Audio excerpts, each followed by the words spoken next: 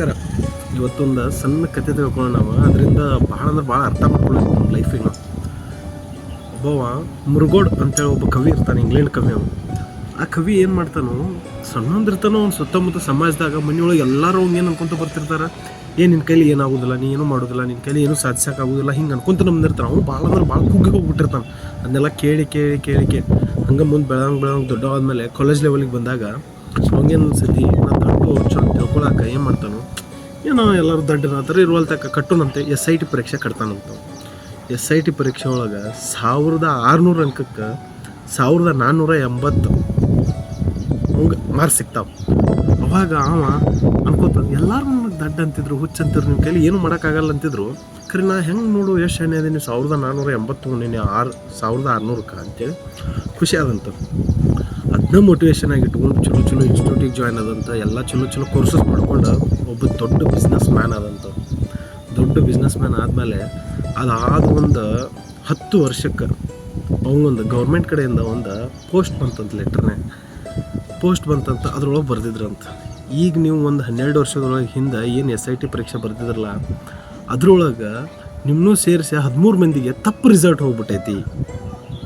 ನಿಮಗೆ ಬರೀ ಬಿದ್ದಿದ್ದು ಮಾರ್ಕ್ಸ್ ಬರೀ 500 ಚಿಲ್ಲರ, ನಿಮ್ಮನ್ನೂ ಸೇರಿಸಿ 13 ಮಂದಿಗೆ ತಪ್ಪು ರಿಸಲ್ಟ್ ಹೋಗ್ಬಿಟ್ಟೈತಿ ಅಂತ ಹೇಳಿದ್ರು. ಅಂದ್ರೆ ಈ ಕಥೆಯಿಂದ ಅರ್ಥ ಆಗೋದೇನಂತಂದ್ರೆ, ಯಾವುದೋ ಮನುಷ್ಯಾಗಾದರೂ ಕೆಪಾಸಿಟಿ ಅನ್ನೋದು ದೇವ್ರ ಎಲ್ಲರಿಗೂ ಒಂದೇ ಲೆವೆಲಾಗಿ ಕೊಟ್ಟಿರ್ತಾನೆ. ಯಾರನ್ನೂ ನೀ ಕೆಪಾಸಿಟಿ ಜಾಸ್ತಿ ಇದ್ದಾವ, ನೀ ಕೆಪಾಸಿಟಿ ಕಡಿಮೆ ಇದ್ದಾವ ಹಿಂಗಿರುವಂತ ಯಾರನ್ನೂ ಬಿಟ್ಟಿರಲ್ಲ ದೇವ್ರು. ಎಲ್ಲರಿಗೂ ಈಕ್ವಲಾಗಿ ಕೊಟ್ಟಿರ್ತಾನೆ. ಆದ್ರೆ ನಮ್ಮ ಮೈಂಡ್ಸೆಟ್ ಮೇಲೆ ಡಿಪೆಂಡ್ ಆಗುತ್ತೆ. ನಮ್ಮ ಮೈಂಡ್ಸೆಟ್ ಹೆಂಗೈತೆ ಅನ್ನೋದ್ರ ಮೇಲೆ ಡಿಪೆಂಡ್ ಆಗ್ತೈತೆ. ಅವ ಸಮಾಜದ ಜನ ಹೇಳಿದ್ರಂಗಂಥೇಳಿ ಹಂಗೆ ಉಳಿದ್ಬಿಡ್ತಿದ್ದವು. ಏನೋ ದೇವ್ರದಯ ಏನೋ ಗೊತ್ತಿಲ್ಲ, SIT ಪರೀಕ್ಷೆ ಕಟ್ಟಿದ, ಪಾಸ್ ಆದ. ಅವನದು ಬರೀ ಒಂದು ತಪ್ಪು ರಿಸಲ್ಟ್ ಇಡೀ ಒಂದು ಜೀವನನೇ ಚೇಂಜ್ ಮಾಡ್ಬಿಡು. ಬರೀ ಒಂದು ತಪ್ಪು ರಿಸಲ್ಟ್. ಅವನು ಒಂದು ವೇಳೆ ಅವಾಗ ಕರೆಗೂ ಫೇಲ್ ಆಗ್ಯಾನ ಅಂತ ಗೊತ್ತಾಗಿದ್ರೆ ಅವ್ನು ಜೀವನದಾಗ ವಾಪಸ್ ಎದ್ದೇಳಕ್ಕೆ ಸಾಧ್ಯನೇ ಇರ್ತಿರ್ಲಿಲ್ಲ. ಜನ ಹೆಂಗಂದ್ರೆ ಹಂಗೆ ಉಳಿದ್ಬಿಡ್ತಿದ್ದವು. ಬಟ್ ಅದು ಒಂದು ಮಾಡಿ ಸಣ್ಣ ತಪ್ಪಿನಿಂದ ಅವ್ನ ಜೀವನನೇ ಚೇಂಜ್ ಆಯ್ತು. 12 ವರ್ಷದ ಮೇಲೆ ಗೊತ್ತಾಗ್ತದೆ ನೀ ಅದನ್ನು ಪಾಸ್ ಆಗಿಲ್ಲ ಅಂತೇಳಿ. ಬಟ್ ಅದನ್ನು ಮೋಟಿವೇಶನ್ ಆಗ್ತವೆ, ಎಲ್ಲರೂ ಅನ್ನಂಗಿಲ್ಲ, ನಾನು ಚೇಂಜ್ ಅದೇನಿ ಅಂತ ಅಂದ್ಕೊಂಡು ನಾವು ಏನು ಟ್ರೈ ಮಾಡಿದಿಲ್ಲ, ಪ್ರಯತ್ನ ಮಾಡಿ ಮುಂದೆ ಬಂದಲ್ಲ, ಅದರಿಂದ ಲೈಫ್ನಾಗ ಸಕ್ಸಸ್ ಆಗ. ಅದಕ್ಕೆ ನಾವು ನಮ್ಮ ಬಗ್ಗೆ ಏನು ತಿಳ್ಕೊಂಡೇವಲ್ಲ ಅದು ತಪ್ಪದು. ನಮ್ಮ ಕೆಪಾಸಿಟಿ ಅದಕ್ಕಿಂತ 5 ಪಟ್ಟು ಜಾಸ್ತಿ ಇರ್ತೈತೆ ದೇವ್ರು ಕೊಟ್ಟಿರೋ ಕೆಪಾಸಿಟಿ. ನಾವೇನು ಅನ್ಕೋತೀವಿ, ನಾವು ಇಷ್ಟಕ್ಕೆ ಸೀಮಿತ, ನಮ್ಮ ಮೈಂಡ್ಸೆಟ್ ಇಷ್ಟ ಅಂತ ಫಿಕ್ಸ್ ಆಗ್ಬಿಡ್ತೇವೆ. ಹಿಂಗೆ ಯಾವತ್ತೂ ಆಗಕ್ಕೆ ಹೋಗ್ಬಾರ್ದು. ಯಾವತ್ತಿದ್ರು ಹೊಸ ಟ್ರೈ ಮಾಡ್ಕೊತಿರ್ಬೇಕು. ಅವಾಗ ಗೊತ್ತಾಗ್ತದೆ ನಮ್ಮ ಎಬಿಲಿಟಿ ಏನಂತೇಳಿ. ಯಾರೋ ಅಂತೇಳಿ ನಾವು ಅದ್ರ ಬಗ್ಗೆ ವಿಚಾರ ಮಾಡೋದು ಬಿಟ್ಟಾಗ ನಾವು ಅಲ್ಲೇ ಉಳಿದ್ಬಿಡ್ತೀವಿ. ಅದ್ರ ಮೇಲೆ ನಾವು ಇನ್ನೂ ಮಾಡೋಕ್ಕೆ ಸಾಧ್ಯನೇ ಇಲ್ಲ. ಅರ್ಥ ಆಯ್ತಲ್ಲ? ಇಂಥವು ಆಪರ್ಚುನಿಟಿ ಹೆಂಗೆಂಗೋ ಬರ್ತಾವಂತ. ಸೊ ಅದ್ರ ಸಂಬಂಧ ನಿಮ್ಮ ಎಬಿಲಿಟಿ ಏನು ಅನ್ನೋದನ್ನು ತಿಳ್ಕೊರಿ ಫಸ್ಟ್.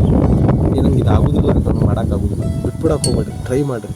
ನಿಮ್ಮ ಎಬಿಲಿಟಿ ನಿಮ್ಗಿಂತ ಮೀರಿದ್ದಕ್ಕಿಂತ ಹೆಚ್ಚಿರ್ತದೆ. ಸೊ ಅದ್ರ ಸಂಬಂಧ ನಿಮ್ಮ ಮೇಲೆ ನಂಬಿಕೆ ನೀವು ಬದಲು ಮಾಡ್ಕೊಟ್ಟು ಫಸ್ಟ್. ಆಗೋದಿಲ್ಲ ಅನ್ನೋದು ತಲೆ ತೆಗೀರಿ. ಇದಕ್ಕೆ ನೀವು ಒಂದು ಸಲ ಹೇಳಿದ್ರಿ ಎಲ್ಲ ಆಗ್ತದೆ ಅಂತ ಹೇಳಿ ಇದು ತಾನಾಗೆ ಕೆಲಸ ಸ್ಟಾರ್ಟ್ ಮಾಡ್ತೈತಿ. ಇದು ಕೆಲಸ ಸ್ಟಾರ್ಟ್ ಮಾಡ್ತಂದ್ರೆ ಇದು ನಿಲ್ಸೋಕೆ ಯಾರಿಂದಲೂ ಸಾಧ್ಯ ಇಲ್ಲ. ಕೈ ಯಾವಾಗ ತಾನಾಗೆ ಮಾಡಿಸ್. ಅರ್ಥ ಆಯ್ತಲ್ಲ? ಎಲ್ಲರೂ ನೆನಪಿಟ್ಕೊರಿ, ನಿಮ್ಮ ಕೆಪಾಸಿಟಿ ಇಷ್ಟ ಅಂತ ಯಾವತ್ತೂ ಹೋಗಕ್ಕೆ ಹೋಗಬೇಡಿ. ಜೈ ಶ್ರೀ ಕೃಷ್ಣ.